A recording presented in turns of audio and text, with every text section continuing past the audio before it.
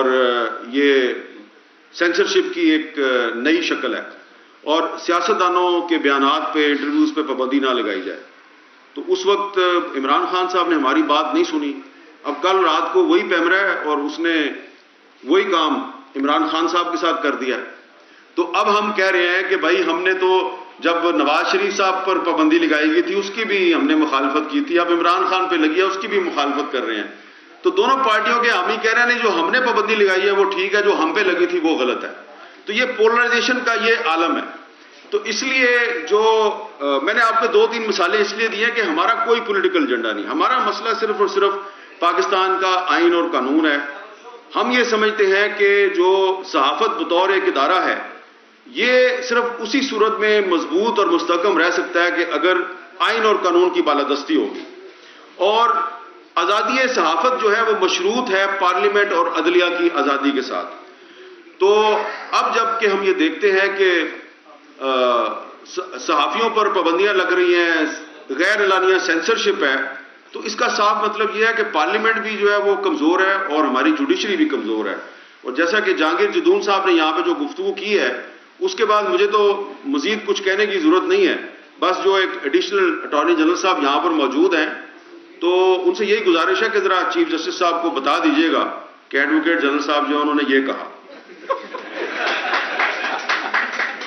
اور اس کے بعد یہ نہ ہو کہ ان کے خلاف کوئی آپ کنٹیمپٹ کا نوٹس دے دیں ایڈوکیٹ جنرل صاحب کو, کیونکہ میں بھی ان کی تائید کر رہا ہوں. تو عرض صرف یہ کرنا ہے کہ جدون صاحب نے آپ کو یہ بھی بتایا کہ انہوں نے وہ ایک اے سی صاحب جو ہیں جن کے حکم پر یہ ساری کارروائی ہوئی تھی اور جن کا نام جو ہے وہ ثاقب بشیر صاحب کی جو تھانہ رمضہ میں درخواست ہے اس میں ان کا نام بھی ہے. انہوں نے ان کو کہا کہ ایف آئی آر تو صحافیوں پہ ہونی چاہیے تھی لیکن شکر کریں کہ ہم نے ان کے خلاف ایف آئی آر درج نہیں کی.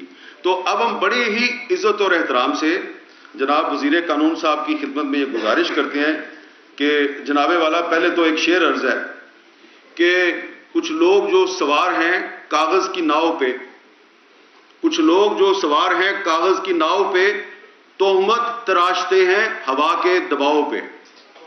تو یہ جو اے سی صاحب ہیں انہوں نے پتہ نہیں کون سی ہوا کے دباؤ پہ تہمت تراشی ہے, لیکن تارڑ صاحب جو ہے وہ کیونکہ ہمارے مہمان ہیں ہم ان کی تمام عزت اور احترام کو سامنے رکھتے ہوئے ان سے بڑی عاجزی کے ساتھ یہ مطالبہ کرتے ہیں کہ براہ کرم اب جو ثاقب بشیر کی درخواست میں جن لوگوں پہ کہا گیا مقدمہ درج کریں ان پہ نہ کریں.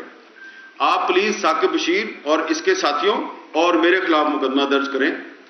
اور میں ان کی ضمانت نہیں دیتا, اپنی ضمانت دیتا ہوں کہ آپ اگر میرے پہ ایف آئی آر درج کریں گے میں ضمانت ہی نہیں کراؤں گا, میں ضمانت ہی نہیں کراؤں گا تاکہ نہ آپ کو تکلیف ہو نہ ان کو تکلیف ہو نہ نوید صاحب کو تکلیف ہو.